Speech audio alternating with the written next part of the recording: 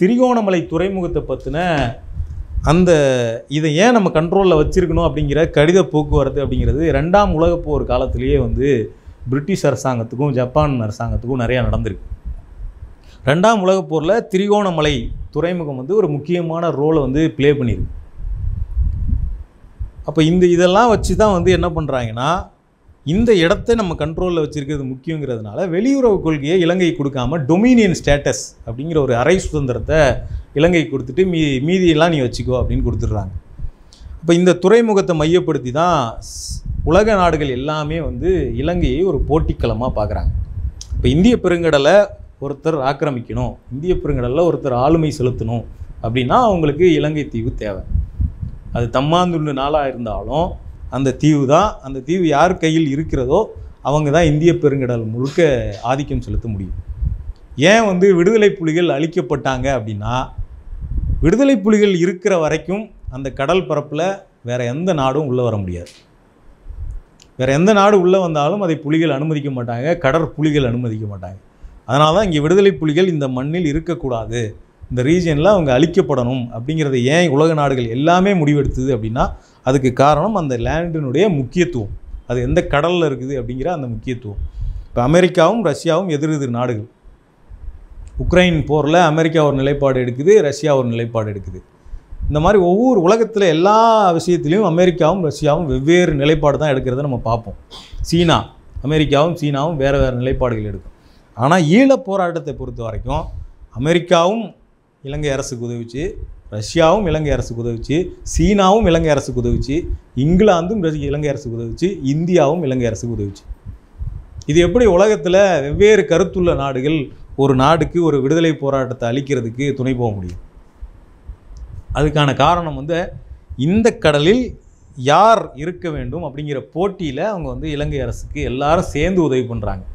ஏன் விடுதலை புலிகளுக்கு அவங்க உதவி பண்ணலை அப்படின்னா, விடுதலை புலிகள் இயல்பிலேயே மக்களுக்காக போராடுறவங்களாக இருக்காங்க, ஏகாதிபத்தியத்தை எதிர்க்கக்கூடியவங்களாக இருக்காங்க. இவங்க எப்படினாலும் இன்னொரு நாட்டினுடைய ஆதிக்கத்தை இந்த கடலில் அனுமதிக்க மாட்டாங்க, இந்த லேண்டில் அனுமதிக்க மாட்டாங்க. பின் நாட்களில் இது ஒரு கிளர்ச்சியை செய்யும். அதனால் யார் அவங்களுக்கு வந்து வசதியான ஆள் அப்படின்னு பார்க்குறாங்க. அவங்களுடைய இன்னும் ரொம்ப எளிமையாக சொல்லணும்னா அவங்களுடைய வேட்டை நாய் ஒன்று தேவைப்படுது அவங்களுக்கு. அந்த ரீஜியனில் அவங்க சொல்கிறதெல்லாம் கேட்கக்கூடிய ஒரு வேட்டை நாய். வேட்டை நாய்னா என்னென்னா, நம்ம ஒரு நாய் வந்து கழுத்தில் பட்டையை வச்சுருப்பாங்க, அது கயிறை பிடிச்சி வரைக்கும் இப்படி பிடிச்சி இழுத்தா நின்றோம், விட்டோம்னா கடிக்க சொன்னோம்னா கடிக்கும். அப்போ அந்த மாதிரி அவங்க கண்ட்ரோலில் இயங்கக்கூடிய ஒரு ஆள் தேவை அவங்களுக்கு. அந்த மாதிரியான ஒரு வேட்டை நாயாக அந்த ரீஜியனில் அவங்களுக்கு கிடைக்கிறது தான் இலங்கை அரசாங்கம் அப்படிங்கிறது. அதனால் அவங்களுக்கு உதவி பண்ணிவிட்டு விடுதலை புலிகளை அழுத்தொழிக்கணும் அப்படின்னு முடிவுக்கு வராங்க. இப்போ இது ஒரு பக்கம். இப்போ நம்ம ஏன் இதை சொல்ல வந்தோம்னா, 1972 இலங்கைக்கான கான்ஸ்டியூஷன் எழுதப்படுது. இலங்கைக்கான முழு சுதந்திரம்ங்கிறது 1972 தான் கொடுக்கப்படுது.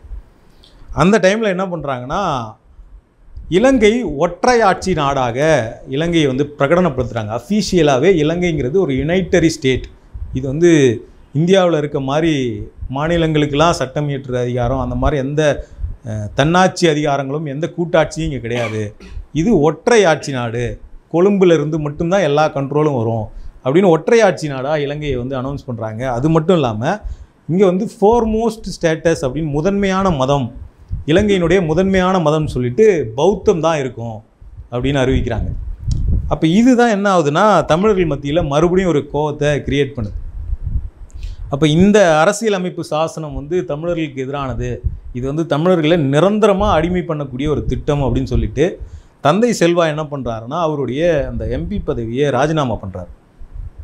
ராஜினாமா பண்ணிவிட்டு அவர் வந்து ஒரு சவாலாகவே சொல்கிறார், இப்போ எங்கள் மக்கள் என்ன நினைக்கிறாங்க அப்படிங்கிறத ஒரு விஷயம் பார்த்துருவோம். நான் இப்போ இடைத்தேர்தலில் போட்டிடுறேன், உங்களுடைய அரசாங்கம் முடிந்தால் என்னை தோற்கடித்து என்னோட நிலைப்பாடு தப்புன்னு சொல்லுங்கள், என் மக்கள் விரும்பினா, என் மக்கள் நான் சொல்கிறத விரும்பினா எனக்கு ஓட்டு போடட்டும் அப்படின்னு சொல்லிட்டு அவர் நிற்கிறார். இதில் தமிழ் மக்கள் எல்லாரும் வந்து செல்வாவை தேர்ந்தெடுக்கிறாங்க. அப்போ தமிழ் மக்களுடைய விருப்பம் அப்படிங்கிறது இலங்கை ஒற்றையாட்சி நாடாக இருக்கக்கூடாது அப்படிங்கிறத ஓட்டு போட்டு தமிழ் மக்கள் வந்து காமிக்கிறாங்க. அதுக்கு அடுத்து என்ன ஆகுதுன்னா, வரிசையாக இந்த போராட்டம் நடந்துக்கிட்டே இருக்குது. அடுத்தது இலங்கையில் இந்த உலகத்தமிழ் மாநாடு ஒன்று நடக்குது. அந்த மாநாட்டில் ஒரு பெரிய கலவரத்தை நடத்தி போலீஸ் வந்து ஒரு 9 பேரை சுட்டு கொலை பண்ணுறாங்க. இதுவும் தமிழ் மக்கள்கிட்ட கோபத்தை உண்டு பண்ணுது. இதெல்லாம் அடுத்து தான் என்ன ஆகுதுன்னா, ஒவ்வொரு நிகழ்வாக தமிழர்களை காயப்படுத்துறது என்ன ஆகுதுன்னா, ஒரு கட்டத்தில் 1976 தமிழர்கள் எல்லாரும் சேர்ந்து ஒரு முடிவுக்கு வராங்க. அந்த இதாக வட்டுக்கோட்டை அப்படிங்கிற இடத்துல ஒரு மாநாடு நடத்துகிறாங்க. அந்த மாநாட்டில் என்ன பண்ணுறாங்கன்னா, ஒரு தீர்மானம் நிறைவேற்றுறாங்க.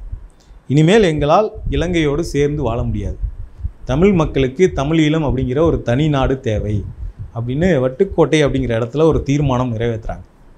அப்போ இலங்கையில் தமிழ் மக்களுக்கு தனி நாடு வேண்டும் அப்படின்னு முதல்ல கேட்டது விடுதலை புலிகள் கிடையாது. தமிழ் மக்கள் அவங்களாக அங்கீகரித்து அவங்க அங்கீகரித்த கட்சிகள்லாம் சேர்ந்து கேட்டாங்க தமிழ் மக்களுக்கு தனி நாடு வேணும்னு. ஏதோ விடுதலை புலிகளே தனி நாடு கேட்ட மாதிரியும் அதை மக்கள் ஏற்றுக்காத மாதிரியும் விடுதலை புலிகளுக்கும் இலங்கை அரசுக்கும் நடந்த போரில் மக்கள் செத்துட்ட மாதிரியும் சொல்லுவாங்க. ஆனால் இந்த தனி நாடு கேட்டது அப்படிங்கிறதுல விடுதலை புலிகளும் கேட்டாங்க. ஆனால் முதலில் கேட்டது விடுதலை புலிகள் கிடையாது. இது வந்து நம்ம ஞாபகம் வச்சுக்கணும். 1948 நடந்து வரக்கூடிய போராட்டம் இது. அப்போ வட்டுக்கோட்டை தீர்மானத்தை நிறைவேற்றி என்ன பண்ணுறாங்கன்னா, 1977 இலங்கையினுடைய தேர்தல் வருது, பாராளுமன்ற தேர்தல். அந்த தேர்தலில் தமிழ் பகுதியில் இருக்கக்கூடிய எல்லா கட்சிகளும் சேர்ந்து தமிழர் ஐக்கிய விடுதலை முன்னணி அப்படின்னு ஒரு கூட்டமைப்பு உருவாக்கி எல்லாரும் போட்டிடுறாங்க. இந்த தேர்தலில் அவங்க கொடுத்த வாக்குறுதி என்னென்னா, வட்டுக்கோட்டை தீர்மானம் இந்த மாதிரி நாங்கள் தனி நாடாகத்தான் போக விரும்புகிறோம், இந்த தீர்மானத்தை ஆதரித்து நீங்கள் ஓட்டு போடுங்க, இதில் நாங்கள் பெரும்பான்மையாக ஜெயிச்சா தமிழர்கள் தனி நாடாகத்தான் போக விரும்புகிறாங்க அப்படின்னு தமிழர்கள்லாம் சேர்ந்து அங்கீகரித்து தான் அர்த்தம் அப்படின்னு அதை ஒரு தேர்தல் வாக்குறுதியாக வச்சு நிற்கிறாங்க. 1977 நடந்த அந்த தேர்தலில் பெருவாரியான தமிழர்களுடைய வாக்குகளோட தமிழர் ஐக்கிய விடுதலை முன்னணி வந்து ஜெயிக்குது. தமிழர்கள் முதல் முறையாக உலகத்துக்கு ஒரு மெசேஜை சொல்கிறாங்க, நாங்கள் இலங்கை அரசாங்கத்தோடு சேர்ந்து வாழ முடியாது, எங்களை தனியாக விட்டுருங்க அப்படின்னு. 1977 தமிழர்கள் உலகத்துக்கு கொடுத்த ஒரு மெசேஜ் அது. இதுக்கு இடையில தான் அந்த கான்ஸ்டியூஷன் டெவலப் பண்ணாங்கன்னு சொன்னோம்ல, அப்போ தான் விடுதலை புலிகள் அமைப்பும் உருவாகுது. 1972 காலகட்டத்தில் தான் விடுதலை புலிகள் அமைப்பு உருவாகுது. புதிய தமிழ் புலிகள் அப்படிங்கிற பேரில் பிரபாகரன் அந்த அமைப்பை தொடங்குறாரு. அதுக்கப்புறம் 1904 வருஷம் கழித்து தான் அந்த அமைப்பினுடைய பெயர் தமிழீழ விடுதலை புலிகள் LTTE அப்படின்னு பெயர் மாற்றப்படுது. இதெல்லாம் தாண்டி நடந்துக்கிட்டே இருக்கும்போது இந்த 1977 தமிழர்கள்லாம் ஓட்டு போட்டு பெருவாரியாக ஜெயிக்க வச்சிட்டாங்கல்ல, இது சிங்கள இனவாதிகளை இன்னும் கோபம் அடை செய்யுது. அவன் என்ன பண்ணுறானுங்கன்னா, தமிழர்கள் போகிற ட்ரெயின் இருக்கக்கூடிய ஏரியா எல்லாத்தையும் பூந்து எல்லாத்தையும் அடிச்சு நொறுக்குறாங்க, பெரிய கலவரத்தை நடத்துகிறாங்க. இதில் ஒரு 300 பேர் கொலை பண்ணப்பட்டாங்க, பெண்கள் ஆயிரக்கணக்கான பெண்கள் ரேப் பண்ணப்பட்டாங்க, ஒரு 10,000 20,000 மக்கள் வந்து வேறு இடங்களுக்கு அவங்க வீட்டை விட்டு ஊரை விட்டு நகர்ந்து போனாங்க. இப்படி ஒரு அட்ராசிட்டி வந்து 1977 நடந்துச்சு.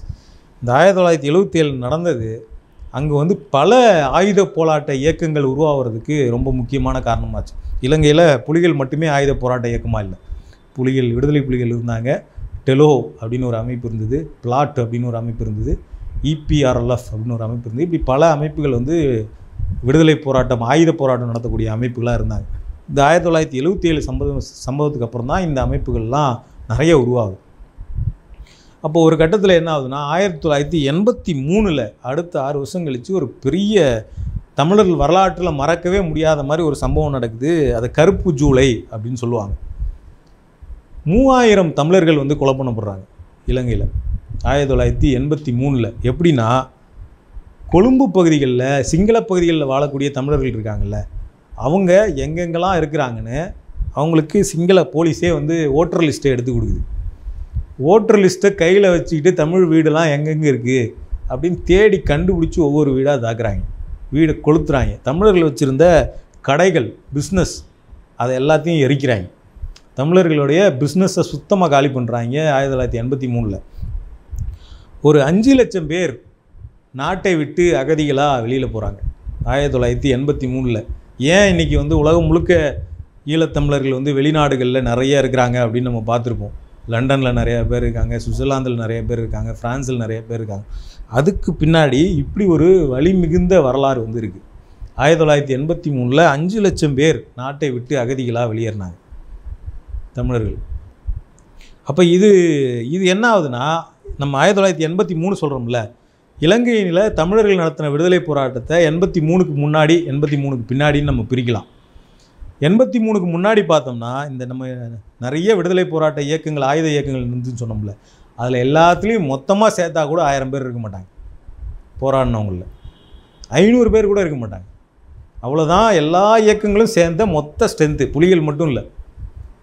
ஆனால் 83ல் நடந்த அந்த கருப்பு ஜூலை சம்பவம் வந்து தமிழ் இளைஞர்கள் எல்லாம் கூட்டமாக போய் இந்த விடுதலை போராட்ட இயக்கங்களில் ஜாயின் பண்ணுறாங்க. அவங்களுக்கு வேறு வழி இல்லை. இனிமேல் நம்ம அமைதியாக இருந்தோம்னா நம்மளை கொன்றுவாங்க, நம்ம உயிர் வாழணும்னாலே நம்ம ஆயுதத்தை கையில் எடுக்க வேண்டிய தேவை இருக்குது. விடுதலை வேணும் வேணாங்கிறதெல்லாம் ரெண்டாவது, நம்ம வாழணும்னாலே ஆயுதத்தை கையில் எடுக்க வேண்டிய தேவை இருக்குது அப்படின்னு சொல்லிட்டு தமிழ் இளைஞர்கள்லாம் வந்து புலிகள் இயக்கத்துலேயும் மற்ற இயக்கங்கள்லேயும் கூட்டமாக சேர ஆரம்பிக்கிறாங்க. இலங்கையில் ஆயுத போராட்ட, ஈழத்தில் ஆயுத போராட்ட இயக்கங்களுடைய வலிமை அப்படிங்கிறது 1983க்கு அப்புறம் பல மடங்கு அதிகமாகுது. இது 90களில் ஒரு கட்டத்தில் எங்கே போய் நிற்குது அப்படின்னா, புலிகள் இலங்கை அரசாங்கத்தை விட வலிமையானவர்களாக மாறுறாங்க. இலங்கை அரசாங்கத்தை அடித்து ஓட விட்றாங்க. தமிழ் பகுதியில் உனக்கு இடம் கிடையாது, இங்கே நாங்கள் எங்களை பார்த்துக்குவோம் அப்படின்னு 90ல் புலிகள் வந்து வலிமை வாய்ந்த ஒரு அமைப்பாக வந்து உருவெடுக்கிறாங்க. இதுக்கு நடுவில் ஒரு இன்சிடெண்ட், இந்தியா வந்து இந்த ஈழ விடுதலை போராட்டத்துக்குள்ளே உள்ள வருது. நம்ம நிறைய பேர் சொல்லுவாங்க எப்படின்னா, இந்திரா காந்தி வந்து ஈழத்துக்கு உதவி பண்ணுறதுக்காக நிறையா ட்ரை பண்ணாங்க, ஈழம் வாங்கி தரணும் அப்படின்னு அவங்க நினச்சாங்க. புலிகளை தமிழ்நாட்டுக்கு கூப்பிட்டு வந்து, இந்தியாவுக்கு கூப்பிட்டு வந்து இராணுவ பயிற்சி கொடுத்தாங்க, ஆயுத பயிற்சி கொடுத்தாங்க அப்படின்னு சொல்லுவாங்க. இந்திரா காந்தி உண்மையிலேயே அதை வந்து ஈழத்தை வாங்கி கொடுக்கணும் அப்படிங்கிறதுக்காக செஞ்சாங்களா அப்படின்னு கேட்டோம்னா நிச்சயமாக கிடையாது. ஏன் அவங்க இந்தியா உள்ளே வருது ஈழப்போராட்டத்துக்குள்ளே அப்படின்னு பார்த்தோம்னா, நம்ம முன்னாடியே சொன்னோம்ல அந்த இடத்தோடைய முக்கியத்துவம்னு. அதை தாண்டி இன்னொரு பக்கம் என்னென்னா, இந்திரா காந்தி ஆட்சி அப்போ இந்தியா யார் கூட நெருக்கமாக இருந்தது அப்படின்னா ரஷ்யா கூட நெருக்கமாக இருந்தது. அப்போ வந்து சோவியத் யூனியன் சொல்லுவாங்க ரஷ்யாவை. சோவியத் யூனியன் கூட இந்தியா வந்து நெருக்கமான உறவில் இருந்தது. இந்தியாவினுடைய இராணுவத்தில் இருக்கக்கூடிய ஆயுதங்களில் பெரும் பங்கு ரஷ்யா கொடுத்தது தான். இன்றைக்கி வரைக்கும் அதான். இன்றைக்கி தான் அது அமெரிக்க சார்பாக மாறிக்கிட்டு இருக்குது இந்தியா. அப்போ இந்தியா ரஷ்யா கூட க்ளோஸாக இருக்குது. இலங்கை அமெரிக்காவோடு நெருக்கமாக போயிட்டுருக்கு அந்த காலகட்டத்தில். அப்போ இலங்கை அமெரிக்காவோட நெருக்கமாகிடுச்சு, இலங்கையில் வந்து அமெரிக்கா வந்து ஒரு படைத்தளத்தை உருவாக்கிடுச்சு அப்படின்னா இந்த இந்திய பெருங்கடலில் அது இந்தியாவுக்கு பாதிப்பை ஏற்படுத்தும், இந்தியாவினுடைய பவரை வந்து கம்மி பண்ணிவிடும். அப்படிங்கிறதுக்காக தான் என்ன பண்ணுறாங்கன்னா, அவங்க இலங்கைக்குள்ளே போயிட்டு இலங்கையை மிரட்டுறாங்க. நீ வந்து அமெரிக்காவுக்கு இங்கே இடம் கொடுத்தீங்கன்னா நான் என்ன பண்ணுவேன்னா உன் ஊரில் இருக்கக்கூடிய போராளிகளுக்கு ட்ரைனிங் கொடுத்து உன் நாட்டை உடச்சிருவேன், அப்போ நீ எது பண்ணுறன்னு முடிவு பண்ணிக்கோ அப்படின்னு பயமுறுத்துறாங்க.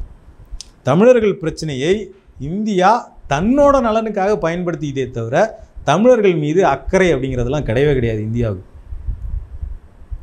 இப்போ இது நடக்குது ஒரு கட்டத்தில் இந்தியாவினுடைய இந்தியா வந்து என்ன நினைக்குதுன்னா இலங்கை தான் பேச்சை கேட்டுடுச்சு அப்படின்னா அதுக்கு மேலே நீ ஆயுதம் வச்சிருக்கக்கூடாது அப்படின்னு நினைக்குது. ஒரு கட்டத்தில் இலங்கை வந்து இந்தியாவோட இறங்கி வருது, இந்தியாவோட மிரட்டல்களுக்கெல்லாம் பணிஞ்சு இலங்கை இறங்கி வருது. ராஜீவ்காந்தியும் ஜெயவர்தனாவும் ஒரு ஒப்பந்தம் போட்டுக்கிறாங்க, இந்தியா இலங்கை ஒப்பந்தம் அப்படின்னு சொல்லிட்டு. தமிழர்களுக்கு நீ என்ன பண்ணிடலாம்னா நாடுலாம் தர தேவையில்லை, 13வது சட்ட திருத்தம்னு ஒன்று கொண்டு வா சட்ட திருத்தத்தில். அதுபடி தமிழர்கள் இருக்க பகுதியை ஒன்றா ஜாயின் பண்ணி அவங்களுக்கு ஒரு ஸ்டேட்டு ரைட்டை கொடுத்துரு. இப்போ தமிழ்நாட்டுக்கு எப்படி ஒரு மாநில உரிமையோ அந்த மாதிரி தமிழர்களுக்கு ஒரு மாநில உரிமை கொடுத்துரு அப்படின்னு இந்தியா வந்து ஒரு இதை கொண்டு வருது, ஒப்பந்தத்தை. இவங்களை என்ன சொல்லுதுன்னா, நீ ஆயுதம்லாம் இனிமேல் தூக்கக்கூடாது, கீழே போட்டுரு அப்படின்னு சொல்லுது புலிகளை பார்த்து. அப்போ புலிகள் என்ன பண்ணுறாங்கன்னா டென்ஷனாக வராங்க, பிரச்சனை எனக்கும் இலங்கைக்கும். அப்போ நீ பேச்சுவார்த்தை நடத்துகிறோம்னா நீ என்கிட்டையும் பேச்சுவார்த்தை நடத்தணும், இலங்கைக்கிட்டையும் பேச்சுவார்த்தை நடத்தணும். அப்போ ஒப்பந்தங்கிறது இந்தியா புலிகள் இலங்கை ஒப்பந்தம் இப்படி தான் இருக்கணும். ஆனால் இந்தியா என்ன பண்ணுதுன்னா, நீ ஓரம் போன்னு புலிகளை தள்ளி விட்டுட்டு இவங்க 2 பேரும் ஒரு ஒப்பந்தம் போட்டுக்குவாங்க, அந்த ஒப்பந்தத்தை நீ கேட்டு தான் ஆகணும் அப்படின்னு சொல்லிவிட்டு நீ ஆயுதத்தை கீழே போடலைன்னா நான் இங்கேருந்து படையை அனுப்புவேன் அப்படின்னு மிரட்டுறாங்க. புலிகள் வந்து ஒரு கட்டத்தில் இறங்கி போகிறாங்க. ஆனாலும் வந்து இந்தியாவினுடைய பேச்சை நாங்கள் கேட்க முடியாதுன்னு அறிவிக்கிறாங்க. இந்தியா என்ன பண்ணுதுன்னா இங்கிருந்து இராணுவத்தை இலங்கைக்கு அனுப்புது புலிகளை அடக்குவதற்காக. அதுக்கு பேர் என்னென்னா அமைதிப்படை. இந்தியா அமைதிப்படை அப்படின்னு ஒரு படையை இங்கேருந்து அனுப்புது இலங்கைக்கு. இங்கேருந்து போன இந்த அமைதிப்படையோடைய லட்சணம் என்னென்னா, அங்கே போயிட்டு 5000 தமிழர்களை வந்து கொலை பண்ணுது இந்தியாவினுடைய அமைதிப்படை ஈழத்தமிழர்களை. எக்கச்சக்கமான ஆயிரக்கணக்கான பெண்களை ரேப் பண்ணுது. அப்போ புலிகள் என்ன பண்ணுறாங்கன்னா, முதல்ல இந்த படை, இந்தியாவுடைய அமைதிப்படை இலங்கைக்குள்ளே போகும்போது ஈழத்தமிழ் மக்கள்லாம் என்ன பண்ணுறாங்கன்னா உண்மையிலே நம்புகிறாங்க, நம்ம ஊரில் அமைதியை கொண்டு வரதுக்கு தான் இந்த படை வருது அப்படின்னு வரவேற்கிறாங்க எல்லாரும் இந்திய படையை. ஆனால் இவங்க போய் பண்ணுற அந்த அட்டகாசம் இருக்குல்ல, அது தமிழ் மக்கள் மனசை மாற்றுது. ஈவன் புலிகளுடைய பேச்சுக்கே பெரிய அளவில் தமிழ் மக்கள் ரெஸ்பெக்ட் கொடுக்கல அந்த காலகட்டத்தில். அப்போ தான் புலிகள் என்ன பண்ணுறாங்கன்னா, திலீபன் உண்ணாவிரதம் இருக்க ஆரம்பிக்கிறார். உலக வரலாற்றிலேயே திலீபன் அப்படிங்கிற பேர் ரொம்ப முக்கியமான ஒரு பேர். உலகத்திலேயே அந்த காலகட்டத்தில் உண்ணாவிரதம் இருந்து ஒருத்தர் தண்ணி கூட குடிக்காமல் உண்ணாவிரதம் இருந்து செத்து போனார்னா அது திலீபன் மட்டும்தான். எத்தனையோ பேர் உண்ணாவிரதம் இருந்திருக்காங்க, தண்ணி குடித்து உண்ணாவிரதம் இருந்திருக்காங்க, இல்லை உண்ணாவிரதத்தை 4-5 நாளில் முடிச்சிருக்காங்க. தண்ணி கூட குடிக்காமல் 11 நாளுக்கு மேலே உண்ணாவிரதம் இருந்து ஒருத்தர் இறந்து போனார் அப்படின்னா அது திலீபன் ஒருத்தர் மட்டும்தான். இன்றைக்கி தமிழ்நாட்டில் நிறைய ஊர்களில் திலீபன் அப்படிங்கிற பேரை வந்து நீங்கள் கேட்டிருப்பீங்க, நிறைய பேருக்கு வச்சுருப்பாங்க. அந்த பேருக்கெல்லாம் பின்னாடி இந்த திலீபனுடைய வரலாறு தான் இருக்குது. அவங்க எல்லாருடைய அப்பா அம்மாலாம் பார்த்தோம்னா ஒரு காட்டத்தில் திலீபனுடைய அந்த உண்ணாவிரதத்தை பார்த்து அழுதவங்களாக இருப்பாங்க. அவங்க தான் அவங்க பசங்களுக்கு திலீபன் பேர் வச்சாங்க. அப்போ திலீபன் வந்து உண்ணாவிரதம் இருக்கிறார். நான் சாகும் வரை உண்ணாவிரதம் இருக்க போகிறேன். எதை எதிர்த்துனா, அவர் வந்து எனக்கு தனி நாடு வேணும்லாம் கேட்கல, ரொம்ப குறைவான டிமாண்டை வைக்கிறார். எங்கள் பகுதியில் சிங்களர்களை அதிகமாக குடியேற்றுறாங்க, அதை நிறுத்தணும். தமிழர்களை, அரசியல் கைதிகளை ஜெயிலில் ரொம்ப காலமாக வச்சுருக்காங்க, அவங்களெல்லாம் ரிலீஸ் பண்ணணும். படை, சிங்கள படை இங்கேருந்து வெளியேறணும் அப்படின்னு சில ரொம்ப ரொம்ப குறைவான டிமாண்டை வைக்கிறார். அதையே இந்தியன் கவர்மெண்ட் வந்து ஒத்துக்கவே இல்லை. அப்போ திலீபன் வந்து ஒவ்வொரு நாளாக அவருடைய இது குறைஞ்சிக்கிட்டே போகுது. உண்ணாவிரத்தில் அவர் வந்து முதல் நாள் வந்து வேகமாக பேசுகிறார். நாங்கள் மறுபடியும் ஆயுதம் எந்த சூழல் வரும், நாங்கள் மீண்டும் போராடுவோம், மக்கள் நம்பிக்கையோடு இருங்கள்னு பேசுகிறாரு. ஒவ்வொரு நாளும் அவரோட வாய்ஸ் குறைஞ்சிக்கிட்டே போகுது. கடைசியில் ஒரு 7-8 நாள் தாண்டி அவர் வந்து பேச முடியாதவராக படுக்கையாக இருக்கிறாரு. அவரை வந்து உண்ணாவிரத்தை கைவிட சொல்லி எல்லாரும் பேசுகிறாங்க. ஆனால் வந்து அவர் என்ன சொல்கிறாருன்னா, என்னை கொச்சப்படுத்த முயலாதீங்க அப்படின்றார். நான் முடிவு எடுத்தது ஒன்று இதில் ஜெயிப்பேன், இல்லை நான் சாவேன், இது ரெண்டுத்தில் ஒன்று தான். இதில் நடுவில் கைவிட சொல்லி என் முடிவை வந்து என்னை கொச்சப்படுத்தாதீங்க அப்படின்னு சொல்லிட்டு கடைசி வரைக்கும் அப்படியே இருந்து அந்த உண்ணாவிரத மேடையிலேயே வந்து அவர் சாவுறார். அப்போ அது மக்கள் மத்தியில் ஒரு பெரிய எழுச்சியை இந்திய படையினருக்கு எதிராக வந்து கிரியேட் பண்ணுது. அப்போ தமிழ் மக்கள் எல்லாரும் இந்திய படை வெளியே போன்னு கத்த ஆரம்பிக்கிறாங்க. அப்போ விடுதலை புலிகள் இந்திய படைக்கு எதிராக போரை தொடங்குறாங்க. இந்தியா வந்து உலகத்தினுடைய மிகப்பெரிய இராணுவ கட்டமைப்பு கொண்ட ஒரு பலமான நாடு. புலிகள் அந்த காலத்தில் ஒரு சின்ன அமைப்பு. இந்தியாவுடைய நாங்கள் சின்ன அமைப்பு தான், ஆனாலும் இது எங்களோட ஊர், எங்கள் மண், நாங்கள் எங்கள் அனுமதியை மீறி நீங்கள் இருக்க முடியாதுன்னு சொல்லிட்டு இந்திய படைக்கு எதிராக போரை நடத்தி இந்திய படையை வந்து புலிகள் விரட்டி அடிக்கிறாங்க. இந்திய இராணுவம் திரும்பி வருது, தோல்வி முகத்தோட இலங்கையிலேருந்து திரும்பி வருது. இது வந்து புலிகள் செய்து காட்டின ஒரு முக்கியமான வரலாறு. ஒரு கட்டத்தில் என்ன ஆகுதுன்னா, 90களை தாண்டி இலங்கை அரசாங்கத்தை விட பலமானவர்களாக புலிகள் மாறிடுறாங்க. இந்த ஊரில் நாங்கள் வச்சு தான் கண்ட்ரோல் அப்படிங்கிற இடத்த நோக்கி நகர்றாங்க. அப்புறம் புலிகள் என்ன பண்ணுறாங்கன்னா, புலிகளுடைய இராணுவ ஸ்ட்ராட்டஜிலே ரொம்ப முக்கியமானது என்னென்னா, அவங்க போரை நடத்துனது, ஆயுதத்தை கையில் எடுத்தது அப்படிங்கிறது வந்து, நாங்கள் சண்டை போட்டு இலங்கை இராணுவத்தை எல்லாரையும் அழித்து முடித்து அவங்கள எல்லாரையும் கீழே உட்கார வச்சு நீங்களாம் வெளில போங்க நாங்கள் பார்த்துக்குறோம் அப்படின்னு சொல்கிறது வந்து அது சாத்தியமே கிடையாது. புலிகளுடைய ஸ்ட்ராட்டஜி என்னென்னா, நாங்கள் சண்டை போடுவோம், சண்டை போட்டு உன்னை ஓட விட்டுட்டு நான் ஸ்ட்ரென்த் ஆகிடுவோம். ஃபஸ்ட்டு உன்னை விட நான் ஸ்ட்ரென்த் ஆகிட்டு, இப்போ நான் உன்னோட ஸ்ட்ரென்த்தாக இருக்கேன், ஒழுங்காக என் கூட பேசவா அப்படின்னு டேபிளுக்கு கூடுவாங்க. அவங்க சண்டை போட்டதே அதுக்கு தான். இப்போ ஒவ்வொரு தாக்குதலாக என்ன பண்ணுவாங்கன்னா, இலங்கையினுடைய ஒரு ஏர்போர்ட்டை போய் அடித்து காலி பண்ணுவாங்க. காலி பண்ணிவிட்டு கூடுவாங்க, நாங்கள் பேச்சுவார்த்தைக்கு தயாராக இருக்கிறோம் வாங்க அப்படின்னு. அவங்க கேட்க மாட்டேன்னு சொல்லுவாங்க. திருப்பி இன்னொரு பெரிய அட்டாக் பண்ணுவாங்க. ஆனால் இதில் ரொம்ப முக்கியமாக என்னென்னா, புலிகள் ஒரு முறை கூட இலங்கையில் சிங்கள மக்கள் வாழக்கூடிய பகுதிகளில் அட்டாக் பண்ணது கிடையாது. சிங்கள இராணுவம் இருக்கக்கூடிய பகுதிகளில் தான் அட்டாக் பண்ணியிருக்காங்களே தவிர மக்கள் இருக்கக்கூடிய பகுதிகளில் புலிகள் அட்டாக் பண்ணது கிடையாது. அப்போ என்ன பண்ணுவாங்கன்னா, அட்டாக் பண்ணிவிட்டு என் கூட பேச்சுவார்த்தைக்கு வா அப்படின்னு கூடுவாங்க. இப்படி ஒவ்வொரு முறையும் பேச்சுவார்த்தை வந்து இலங்கை அரசு ஒத்துழைக்காமலே போயிட்டுருக்கும். ஒரு கட்டத்தில் கட்டுப்படுத்த முடியாத ஒரு சக்தியாக புலிகள் வளர்ந்துட்டாங்க. அந்த ரீஜியன்னு அவங்க கண்ட்ரோலுக்குள்ளே தமிழர்கள் வாழக்கூடிய பகுதிகளெலாம் அவங்க கண்ட்ரோலுக்குள்ளே வந்துருச்சு. அப்போ இந்த இடத்துல என்ன நினைக்கிதுன்னா, இந்த அமெரிக்கா மாதிரியான உலக நாடுகள் பார்க்குது, புலிகள் இவ்வளவு சக்தி வாய்ந்தவர்களாக இங்கே வளர்றது அப்படிங்கிறது நல்லதில்லை அப்படின்னு பார்க்குறாங்க. அப்போ இந்தியாவும் அதையே செய்யுது, சீனாவும் அப்படி பார்க்குது. அப்போ என்ன நடக்குதுன்னா, 2001 அமெரிக்காவில் இந்த ட்வின் டவர் அட்டாக்னு ஒன்று நடக்குது. ஒசாமா பின் லேடன் பேரை சொல்லுவாங்கள்ல, இரட்டை கோபுர தாக்குதல் அப்படின்னு சொல்லிட்டு ஒரு டவர் இடிக்கப்படுது.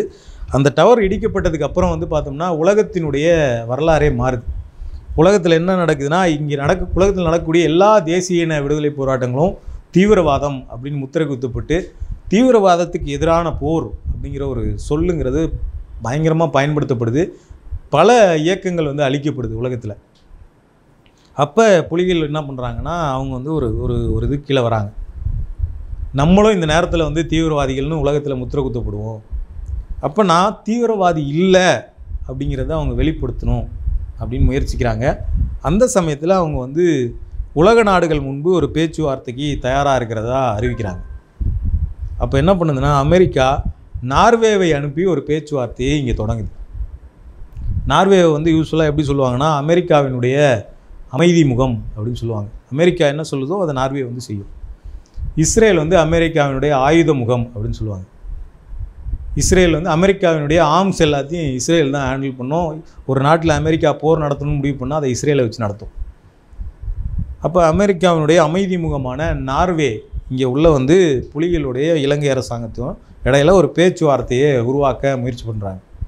அப்போ புலிகள் ஒரு டிமாண்ட் வந்து வைக்கிறாங்க, பேச்சுவார்த்தைக்கு நாங்கள் வர தயாராக இருக்கோம், ஆனால் நாங்கள் பேச்சுவார்த்தைக்கு வரணும்னா இலங்கையில் எங்களை தடை செய்யப்பட்ட இயக்கம் அப்படின்னு தடை பண்ணி வச்சுருக்காங்க. ஒரு தடை செய்யப்பட்ட இயக்கமாக நாங்கள் பேச்சுவார்த்தை டேபிளில் உட்கார மாட்டோம், எங்கள் மேலே இருக்கக்கூடிய தடையை நீக்க சொல்லுங்கள், தடையை நீக்கிட்டு தமிழ் மக்களுடைய பிரதிநிதியாக நாங்கள் வந்து டேபிளில் உட்காருவோமே தவிர தடை செய்யப்பட்ட இயக்கமாக வந்து உட்கார மாட்டோங்கிறாங்க. அப்போ இலங்கை அரசு அதுக்கு முடியாதுன்னு சொல்லுது. அப்போ நாங்களும் பேச்சுவார்த்தைக்கு வர முடியாதுன்றாங்க. அப்போது ஒரு கட்டத்தில் நார்வே பேசி புலிகளுடைய தடை நீக்கப்படுது. அப்புறம் அவங்க 2 பேருக்கு நடுவில் பேச்சுவார்த்தையை தடையை நீக்கிட்டு தான் வந்து புலிகள் வந்து தமிழ் மக்களுடைய பிரதிநிதியாக வந்து உட்கார்றாங்க. அப்படி உட்காந்து தான் என்ன பண்ணுறாங்கன்னா, புலிகள் அந்த பேச்சுவார்த்தையில் டிஃபேக்டோ ஸ்டேட்டஸ், தன்னாட்சி அதிகாரம் அப்படிங்கிற ஒன்று வந்து வாங்குறாங்க அந்த பேச்சுவார்த்தையில். அது என்னன்னா, ஈழம் அப்படிங்கிற பகுதியில் புலிகள் அவங்களே ஆட்சி பண்ணிக்குவாங்க, அவங்களோட ஆட்சி கீழே அந்த பகுதி இருக்கணும்னு தன்னாட்சி உரிமையை அந்த பேச்சுவார்த்தை டேபிளில் புலிகள் வாங்குறாங்க. 2002 2006 வரைக்கும் இந்த 4 வருஷம் இந்த 4 வருஷம் பார்த்தோம்னா ஈழம்ங்கிறது புலிகளுடைய ஆட்சியில் இருந்தது. அதிகாரப்பூர்வமாக புலிகள் தான் அங்கே அரசாங்கமாக இருந்தாங்க.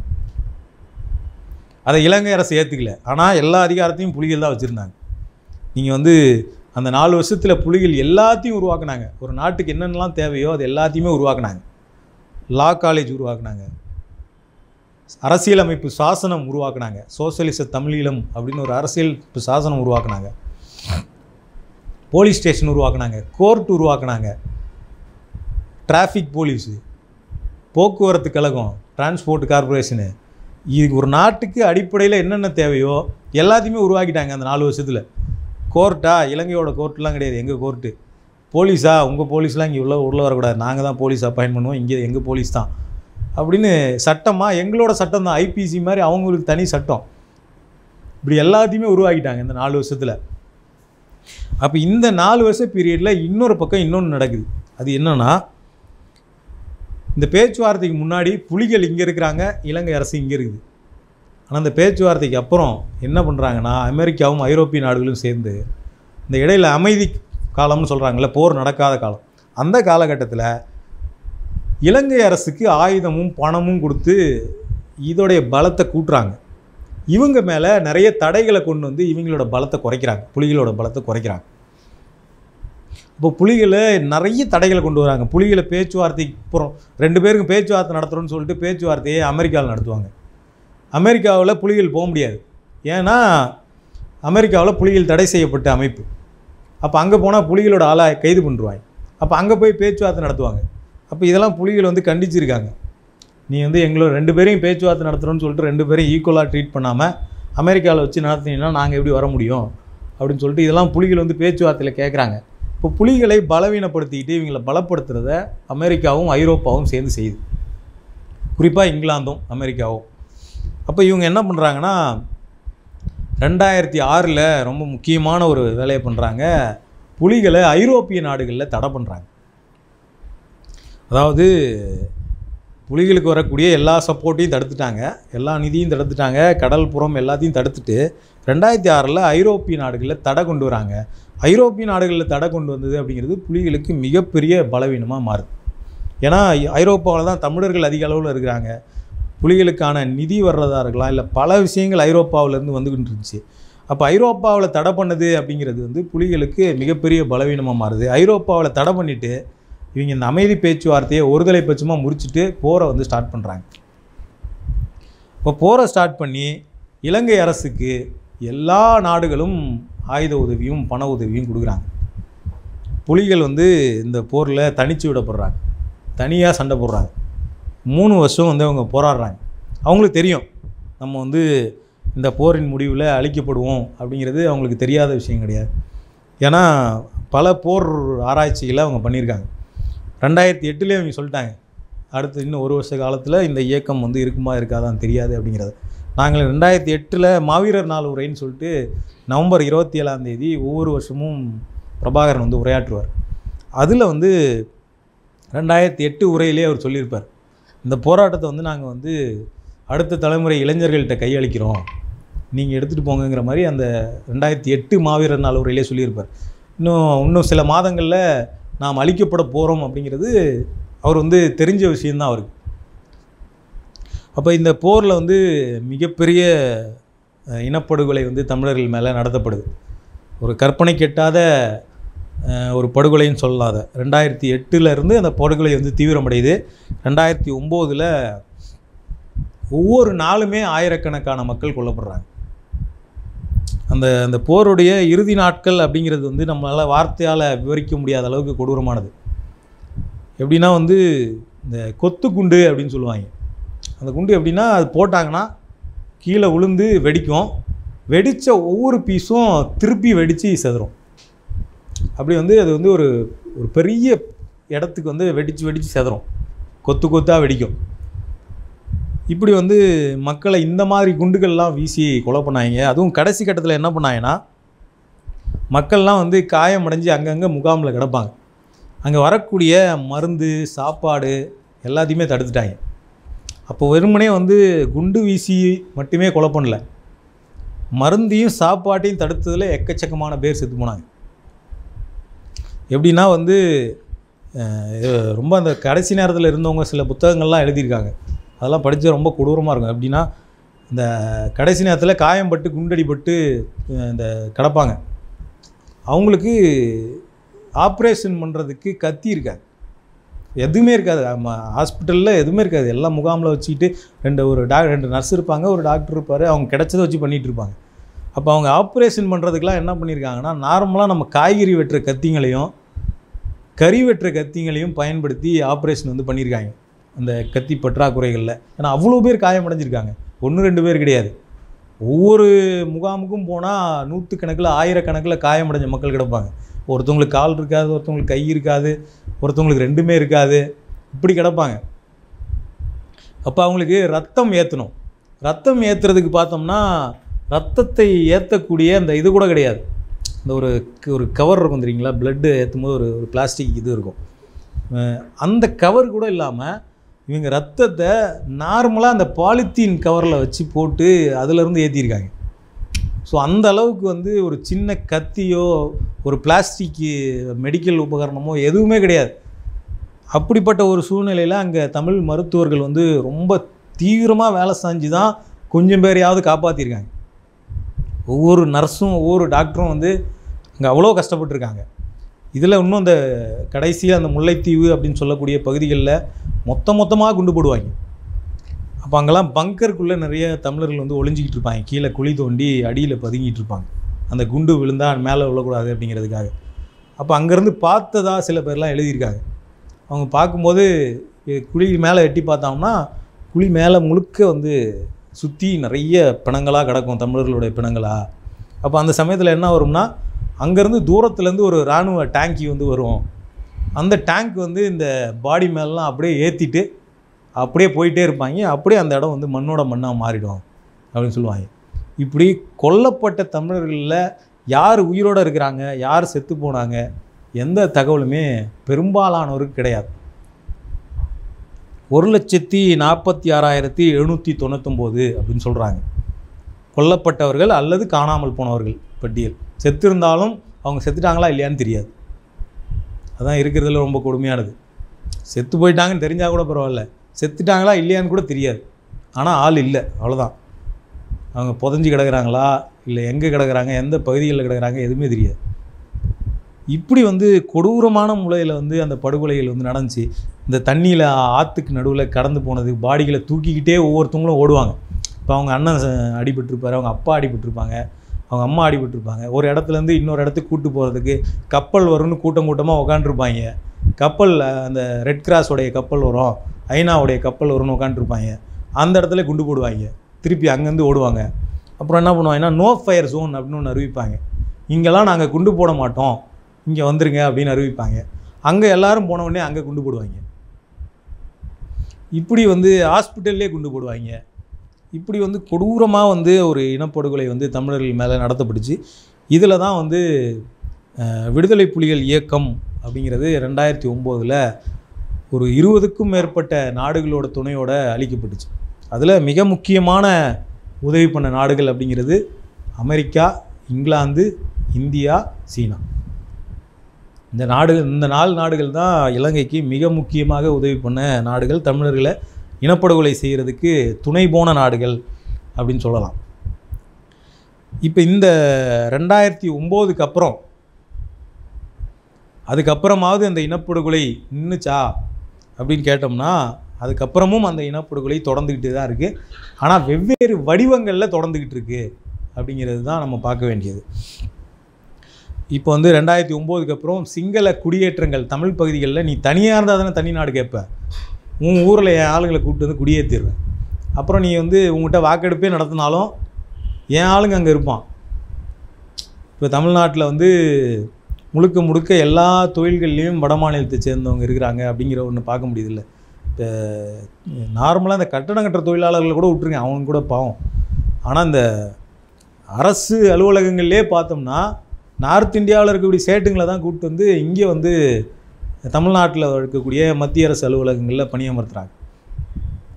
அப்போ இது மாதிரி எப்படி பார்த்தோம்னா சிங்கள பகுதிகள் முழுக்க, தமிழ் பகுதிகள் முழுக்க சிங்களர்களுடைய மக்கள் தொகையை அதிகரித்தல் அப்படிங்கிறத 2009க்கு அப்புறம் தொடர்ச்சியாக நடந்துக்கிட்டு இருக்கு. அப்புறம் வந்து எல்லா இடங்கள்லையும் புத்த விகாரைகளை வந்து உருவாக்குறது. அப்போ வந்து பௌத்தம் தான் இந்த மண்ணுடைய பழமையான மதம் அப்படின்னு சொல்லிட்டு புத்த விகாரைகளை உருவாக்குறது. இப்படி வந்து பல திட்டங்கள் வந்து வடக்கையும் கிழக்கையும் பிரிக்கிறது. தமிழர்கள் வாழக்கூடிய வடக்கு வந்து வேறு, கிழக்கு வேறு அப்படின்னு ரெண்டுத்தையும் வெவ்வேறாக கையாளுறது, ரெண்டும் வேறு வேறு அப்படின்னு பிரிக்கிறது. அப்போ கிழக்கு பகுதிகளில் முஸ்லீம்கள் அதிகமாக இருக்கிறாங்க. முஸ்லீம்களுக்கும் தமிழர்களுக்கும் இடையில் ஒரு பிரச்சனையை உண்டு பண்ணி, 2 பேருமே தமிழர்கள் தான், ஆனாலும் இவங்களுக்கு மத்தியில் ஒரு மத பிரச்சனையை உருவாக்கி 2 பேரையும் தனித்தனியாக பிரிக்கிறது. அப்போ இது எப்படி ஆகுதுன்னா, தமிழர்களுக்குன்னு ஒரு நாடு இனிமேல் கிடைக்கவே கூடாது அப்படிங்கிற ஒரு வேலை வந்து அங்கே நடந்துக்கிட்டு இருக்கு. ஆனால் இந்த 2009 புலிகள் செஞ்ச மிக முக்கியமான வேலை அப்படிங்கிறது என்ன அப்படின்னா, இந்த போரில் அவங்க கடைசி வரைக்கும் நாங்கள் சரணடைகிறோம்னு அறிவிக்கவே இல்லை. இந்த போரில் நாங்கள் கோரிக்கையை கைவிட்டு சரணடைகிறோம் அப்படின்னு புலிகள் எந்த இடத்துலையுமே அறிவிக்கலை. அதுதான் புலிகள் பண்ண மிக முக்கியமான ஒரு ஸ்ட்ராட்டஜி அப்படிங்கிறது இந்த வாரில். ஏன் அப்படின்னா, உலகத்தில் பல தேசிய இனங்களுடைய விடுதலை போராட்டங்கள், அந்த விடுதலைக்காக போராடின இயக்கங்கள் அழிஞ்சதுக்கப்புறம் அழிஞ்சு போச்சு. ஆனால் ஈழத்தில் புலிகள் அழிக்கப்பட்டதாக சொல்லப்பட்டு 15 வருஷம் கழித்து இன்றைக்கும் நாம் ஈழத்தை பற்றி பேசுகிறோம். உலகம் முழுக்க இருக்கக்கூடிய தமிழர்கள் புலிகளை இன்றைக்கும் தூக்கி பிடிச்சிக்கிட்டு போராடிக்கிட்டு இருக்காங்க. இதுக்கான காரணம் என்ன அப்படின்னு பார்த்தோம்னா, புலிகள் மே 18 இந்த போர் முடிஞ்சதாக அறிவிக்கப்படுது 2009. அதனால தான் அந்த மே 18ங்கிற நாளை வந்து இனப்படுகொலை நாள் அப்படின்னு சொல்லிட்டு தமிழ்நாட்டில் நம்ம அனுசரிப்போம். மே 16 அந்த போர் முடிகிறதுக்கு 2 நாள் முன்னாடி புலிகள் என்ன அறிவிக்கிறாங்கன்னா, நாங்கள் ஆயுதங்களை கீழே வைக்கிறோம், எங்கள் ஆயுதங்களை கீழே போடுறோம் அப்படின்னு அறிவிக்கிறாங்க. ரொம்ப முக்கியமான ஸ்டேட்மெண்ட் இது. நாங்கள் எங்களை விட்டுருங்க, எங்கள் மக்களை விட்டுருங்க, நாங்கள் கோரிக்கையை கைவிட்டுறோம், நாங்கள் சரணடைகிறோம்னு அறிவிக்கல. வி சைலன்ஸ் அவர் கன்ஸ், நாங்கள் ஆயுதங்களை மௌனிக்கிறோம் அப்படின்னு சொல்கிறாங்க. அதுக்கு அர்த்தம் என்னென்னா, இவ்வளோ நாள் நாங்கள் ஆயுத போராட்டம் நடத்திட்டு இருந்தோம், அந்த ஆயுதத்தை கீழே போடுறோம், ஆனால் எங்கள் போராட்டம் வேறு வடிவத்தில் தொடரும். அதுதான் அதோட மீனிங். இந்த போராட்டத்தை புலிகளாகிய நாங்கள் ஆரம்பிக்கலை, இதை நாங்கள் தொடர்ந்தோம், இது எங்களோட இயக்கம் அளிக்கப்படுது. ஆனால் இந்த கோரிக்கை ஆயுதம் அல்லாத வேறு வடிவத்தில் இந்த மண்ணில் தொடரும் அப்படிங்கிறது தான் வி சைலன்ஸ் அவர் கன்ஸுன்னு மட்டும்தான் அறிவிக்கிறாங்க, கோரிக்கையை கைவிட்டுன்னு சொல்லலை. அதனால தான் இன்றைக்கி வரைக்கும் தமிழீழம் எங்கள் தனி தேசம் அப்படின்னு தமிழர்கள் வந்து இந்தியா உலகம் முழுக்க போராடுறாங்க. இனப்படுகொலைக்கு நீதி கேட்டு உலகம் முழுக்க போராடுறாங்க. அதே மாதிரி புலிகள் நம்ம கையில் கொடுத்துட்டு போன மிக முக்கியமான துருப்பு சீட்டு அப்படிங்கிறது எதுன்னு பார்த்தோம்னா இந்த ஜெனோசைடு தான். 1.5 லட்சம் மக்கள் கொல்லப்பட்டிருக்காங்கல்ல, இந்த கொல்லப்பட்டதுக்கான எல்லா சாட்சியங்களுமே இருக்குது. ஆனாலும் இந்த உலகம் வந்து அதை இனப்படுகொலைன்னு சொல்ல மாட்டேங்குது. நம்ம கேட்குறதெல்லாம் என்னென்னா, எங்களுக்கு நடந்ததை இனப்படுகொலைன்னு சொல்லுங்க அப்படிங்கிறது தான். நீ நீதி கொடுக்குற தனி நாடு கொடுக்காதது இதெல்லாம் ரெண்டாவது. எங்களுக்கு நடந்ததை இனப்படுகொலைன்னு அங்கீகரிங்க, ரெக்கக்னைஸ் பண்ணுங்க அப்படிங்கிறது தான். ஆனால் அதை கூட பண்ணுறதுக்கு இந்த உலகம் வந்து தயாராக இல்லை. இப்போ புலிகள் நம்ம கையில் ஒரு பெரிய ஆதாரத்தை கொடுத்துட்டு போயிருக்காங்க. ஒரு நாட்டில் இனப்படுகொலை நடக்குது அப்படின்னு நம்ம ரெக்கக்னைசேஷன் வாங்கிட்டோம்னா, இனப்படுகொலை நடந்த நாட்டில் அந்த அரசாங்கத்தோடு சேர்ந்து இந்த மக்கள் வாழ முடியுமா? அப்போ ஐநாவின் விதிகளின்படி என்னென்னா, நம்ம என்ன சொன்னோம் முதல்ல, இனப்படுகொலைனாலே அந்த இனத்தை அழிக்க ஒரு இன்டென்ட் இருக்கணும், நோக்கம் இருக்கணும் ஒரு அரசுக்கு அப்படின்னு சொன்னோம். அப்போ அந்த நோக்கம் இருக்குது அப்படிங்கிறத நம்ம நிரூபிச்சிட்டோம்னா, நோக்கம் இருக்கிற அரசு கீழே அந்த மக்கள் வாழ முடியாது. அப்போ தமிழ் மக்கள்கிட்ட ஒரு வாக்கெடுப்பை நடத்தி, நீங்கள் தனியாக போக விரும்புகிறீங்களா இல்லை இலங்கை அரசாங்கத்தோடு சேர்ந்து வாழ விரும்புகிறீங்களா அப்படின்னு கேட்கணுங்கிறது ஐநாவினுடைய ஒரு விதி. இனப்படுகொலை ஒரு நாட்டில் நடந்திருந்தா அப்படி நடத்தி தமிழர்கள் தனி நாடாக பிரிய முடியும். ஆனால் இனப்படுகொலை அப்படிங்கிறத அங்கீகரிக்க மாட்டோம்னு இன்றைக்கி பிடிவாதமாக உலக நாடுகள் வந்து இருக்குது. அப்போ நம்ம கையில் இருக்கக்கூடிய இன்றைக்கி போராட்டத்துக்கான துருப்பு சீட்டுங்கிறது, எங்களுக்கு நடந்ததை இனப்படுகொலை நீ ஒத்துக்கோன்னு உலக நாடுகளை கழுத்தை பிடிச்சி சொல்ல வைக்கிறது தான். இதுக்கான ஆதாரங்கள் நம்மகிட்ட இருக்குது. இதை சொல்ல வைக்கிறது தான் தமிழர்களுடைய போராட்டம். அதுக்காக தான் இத்தனை வருஷமாக தமிழர்கள் போராடிக்கிட்டு இருக்காங்க. இன்னும் எத்தனை வருஷமானாலும் இந்த போராட்டம் வந்து தொடர்ந்துக்கிட்டே இருக்கும். இதில் வந்து இன்னொரு சம்பவமும் நடந்துச்சு. இந்த கடைசி நேரத்தில் சில புலிகளுடைய இந்த அமைதி, இந்த அரசியல் துறை அப்படின்னு ஒன்று இருக்கும். இராணுவ அமைப்புகளில் அரசியல் துறை இருக்கும். அரசியல் துறையினுடைய பிரதிநிதிகள் பார்த்தோம்னா வாரில் பங்கேற்க மாட்டாங்க, ஆயுதத்தை கையில் வச்சுருக்க மாட்டாங்க. அவங்க வந்து ஒன்லி பேச்சுவார்த்தை நடத்தக்கூடிய ஆட்களாக இருப்பாங்க. அதில் முக்கியமானவராக வந்து தமிழ்ச்செல்வன் அப்படிங்கிற ஒருத்தர் வந்து இருந்தார். அதுக்கப்புறம் பார்த்தோம்னா புலித்தேவன், நடேசன், இந்த மாதிரி ஆட்கள்லாம் இருந்தாங்க. இப்போ இந்த அரசியல் துறை அப்படிங்கிறது வந்து உலகம் முழுக்க அவங்க எல்லா நாடுகளுடைய தலைவர்களோடையும் பேச்சுவார்த்தை நடத்தியிருக்காங்க. அப்போ மே மாதம் புலிகள் என்ன பண்ணுறாங்கன்னா, இந்த அரசியல் துறை தலைவர்கள் இருக்காங்கல்ல, அவங்கள வெள்ளைக்கொடி ஏந்தி இலங்கை அரசுக்கிட்ட சரணடைகிறதுக்கு அனுப்புகிறாங்க. ரொம்ப நம்ம கவனிக்க வேண்டியது, அவங்க வந்து புலிகளுடைய தலைவர் பிரபாகரன் வெள்ளைக்கொடி ஏந்தி போல, அவர் கீழே இருக்கக்கூடிய பொட்டு அம்மான் வெள்ளைக்கொடி ஏந்தி போல, ஆயுத போராட்டத்தில் இருக்கக்கூடிய தளபதிகள் வெள்ளைக்கொடி ஏந்தி போல, அரசியல் துறை பிரதிநிதிகள் வெள்ளைக்கொடி ஏந்தி போகிறாங்க. அவங்க போனாலும் இலங்கை அரசாங்கத்தால் கொல்லப்படுவாங்க அப்படிங்கிறது அவங்களுக்கு தெரியும், புலிகளுக்கு தெரியும். ஆனால் என்ன பண்ணுறாங்கன்னா, புலிகள் அவங்க கொல்லப்பட்டால் அரசியல் துறையை பேச்சுவார்த்தை நடத்துகிறவங்கள ஒரு அரசாங்கம் கொன்னுடுச்சு போரில், இது போரில் ஒரு பெரிய குற்றம், இது இந்த போரினுடைய போர் குற்றத்துக்கான சாட்சியாக மாறும் அப்படின்னு சொல்லிட்டு நடேசன், புலித்தேவன் உள்ளிட்ட ஆட்களை வந்து வெள்ளைக்கொடி ஏந்தி அனுப்புகிறாங்க. அதே மாதிரி அவங்க கொல்லப்படுறாங்க. இன்றைக்கி அவங்க 2 பேருடைய மரணம் அப்படிங்கிறது உலகத்தினுடைய விவாத பொருளாக இருக்குது. அமைதி பேச்சுவார்த்தை நடத்தக்கூடிய பேச்சுவார்த்தை தலைவர்களை போரில் கொண்டுட்டாங்க அப்படின்னு சொல்லிட்டு.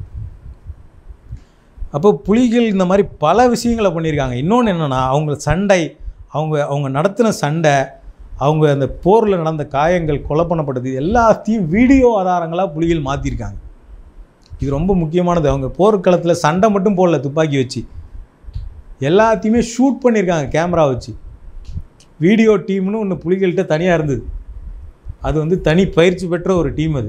அதுலேயே நிறையா பேர் போர்க்களத்தில் சண்டை நடக்கும்போது வீடியோ எடுக்கும்போதே செத்துருக்காங்க. ஆனாலும் அவங்க செத்து விழுந்தோடனே அந்த கேமராவை இன்னொரு ஆள் எடுத்துகிட்டு ஷூட் பண்ணுவாங்க. அந்த மாதிரி ஒரு மனதிடத்தை வந்து புலிகள் அவங்கக்கிட்ட வளர்த்து வச்சுருந்தாங்க. ஷூட் பண்ணுறதுக்கு போர்க்களத்திலே எடுத்து போய் கற்றுக் கொடுப்பாங்க, ட்ரைனிங் கொடுப்பாங்க. அவங்க எவ்வளோ கடினமான சண்டை நடந்தாலும் அவங்களோட வேலை அந்த இடத்துல நின்று அந்த சண்டையை ஷூட் பண்ணுறது, அங்கே யார் சாகிறாங்க யார் இருக்காங்கங்கிறத படம் பிடிக்கிறது, எல்லாத்தையும் புலிகள் வந்து டாக்குமெண்ட் பண்ணாங்க. புலிகளுடைய இந்த வீடியோ டீமை பற்றி ஒரு வெள்ளைக்காரன் பண்ண ஒரு டாக்குமெண்ட்ரி யூடியூப்லேயே இருக்குது. அவங்க எப்படிலாம் அந்த வீடியோ டீமை வந்து வளர்த்தெடுத்தாங்க அப்படின்னு சொல்லிட்டு எல்லாத்தையுமே வீடியோ ஆதாரங்களாக மாற்றுறாங்க. இன்றைக்கி என்னென்னா யூடியூப்காரன் புலிகள்னு இருக்கக்கூடிய எல்லாத்தையுமே தூக்கிட்டான். இது எல்லா ஆதாரங்களும் உலகத்தில் நிறைய பேர்கிட்ட இருக்குது. ஆனால் அதை எல்லார்கிட்டையும் போட்டு காட்டுறதுக்கான தளம்ங்கிறது இல்லை. யூடியூப்பில் நீங்கள் தலைவர் படத்தை போட்டால் தூக்கிடுவான், இல்லை இந்த இனப்படுகொலை பண்ணுற அந்த மக்கள் ரத்தத்தில் செத்து கிடக்கிற ஃபோட்டோ போட்டால் தூக்கிடுவான், ஃபேஸ்புக்கில் போட்டால் தூக்கிடுவான், எல்லாத்தையும் பண்ணிவிடுவான். அப்போ என்னென்னா ஒரு நாடு கொல்லும் போது யாரும் கேட்கல, கொன்னுட்டான் அப்படின்னு நம்ம சொல்லும் போது எல்லாத்தையும் பிளாக் பண்ணிடுறாங்க. அப்போ இந்த வாய்ஸு கேட்கக்கூடாது அப்படின்னு தடுக்கிறதுக்கான எல்லா வேலையும் உலகத்தில் நடந்துருச்சு ஆல்ரெடி.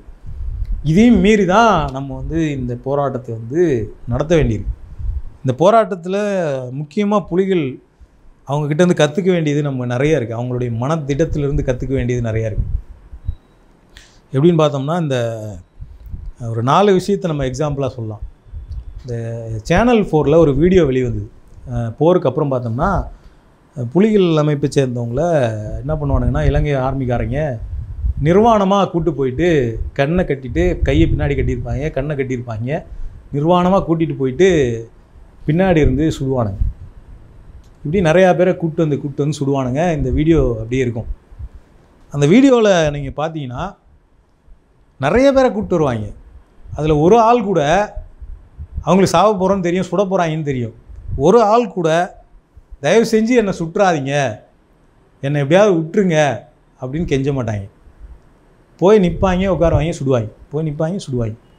ஒரு ஆள் கூட காலில் விழுந்தோ இல்லை வந்து என்னை விட்டுருங்கனோ கெஞ்ச மாட்டாங்க, அழுவ மாட்டாங்க.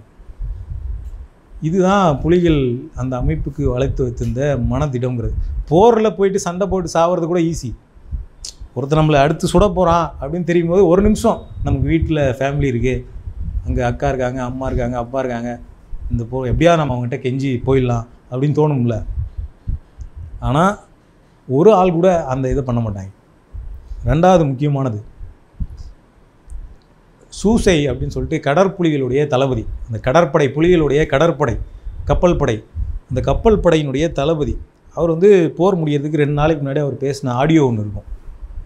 அவர் அந்த ஆடியோவில் வேறு ஒருத்தர்கிட்ட பேசியிருப்பார். அதில் என்ன சொல்லுவார்னா, இப்போ நான் வந்து உள்ள பங்கரில் இருக்கிறேன், என்னை சுற்றி குண்டு விழுந்துட்டுருக்கு, சத்தமாக கேட்டுக்கிட்டு இருக்கு, மக்கள்லாம் செத்துக்கிட்டே இருக்காங்க, ஆனால் நாங்கள் கடைசி வரைக்கும் சண்டை பிடிப்போம், விட மாட்டோம், நாங்கள் எவ்வளோ பேர் செத்தாலும் நாங்கள் புலிகளில் கடைசி இருக்கிற வரைக்கும் கடைசி வரைக்கும் நாங்கள் சண்டை பிடிப்போம் அப்படின்னு சொல்லுவார்.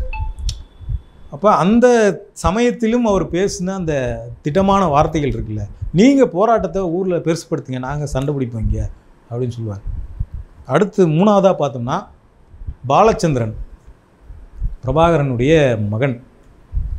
அவர் வந்து அந்த சமயத்தில் வந்து ஒரு ரொம்ப சின்ன பையன், ஒரு குழந்தைய, அந்த குழந்தைய கூட்டு போய் வச்சுருக்கிறாங்க கேம்பில், இலங்கை இராணுவத்துடைய கேம்பில்.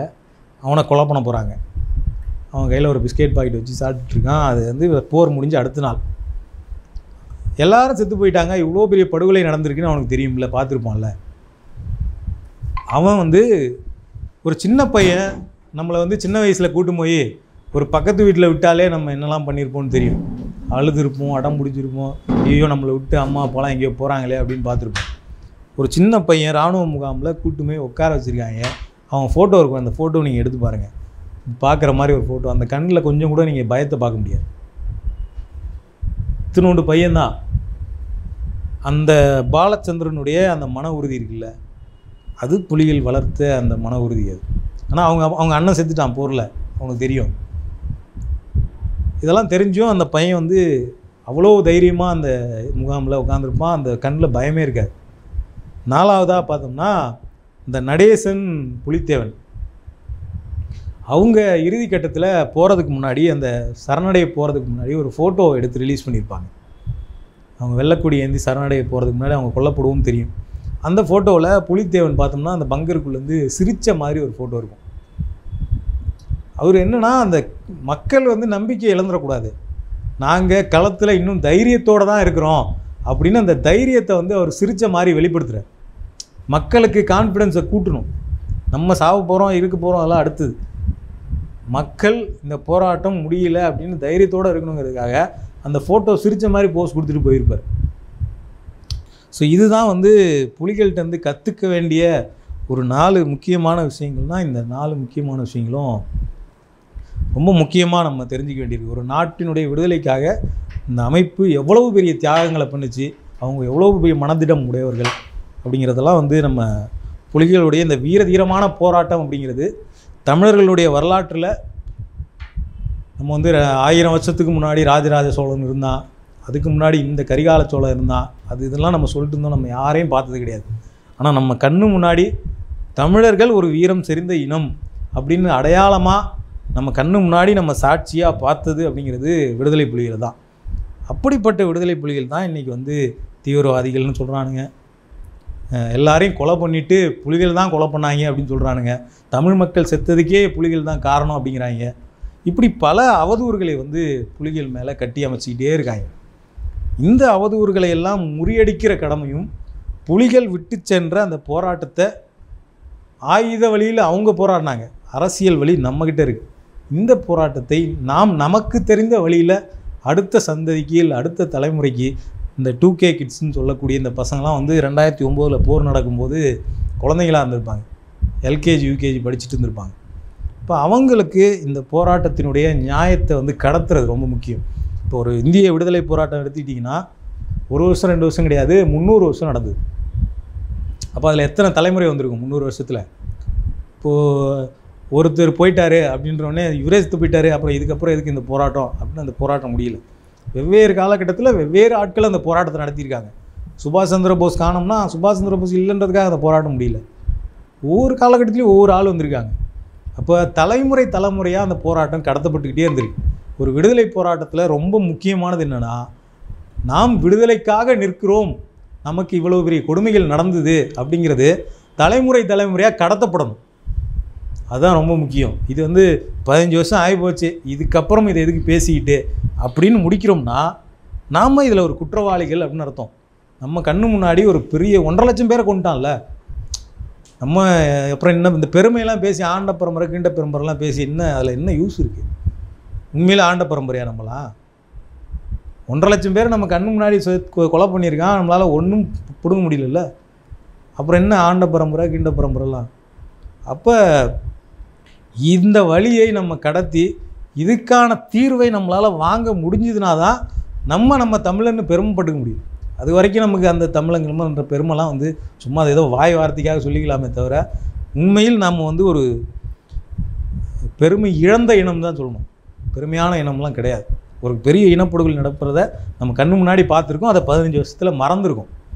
அது ரொம்ப முக்கியமானது. கண் முன்னாடி பார்த்ததோடு மட்டும் இல்லாமல் 15 வருஷத்தில் மறந்துருக்கோம் அது. அப்போ இந்த போராட்டத்தினுடைய நியாயங்களும் இந்த படுகொலையும் மறக்கடிக்கப்படாமல் அடுத்தடுத்த தலைமுறைக்கு கடத்தப்படுறது அப்படிங்கிறது ரொம்ப ரொம்ப முக்கியமானது. அந்த கடமை தான் இன்றைக்கி அரசியலில் இருக்கக்கூடிய ஒரு மாணவ பருவத்தில் இருக்கக்கூடிய அல்லது இளைஞர்களாக இருக்கக்கூடிய அவங்க எல்லார்கிட்டையுமே இருக்குது, நம்ம எல்லார்கிட்டையுமே இருக்குது. இதுதான் நான் சொல்ல வேண்டியது.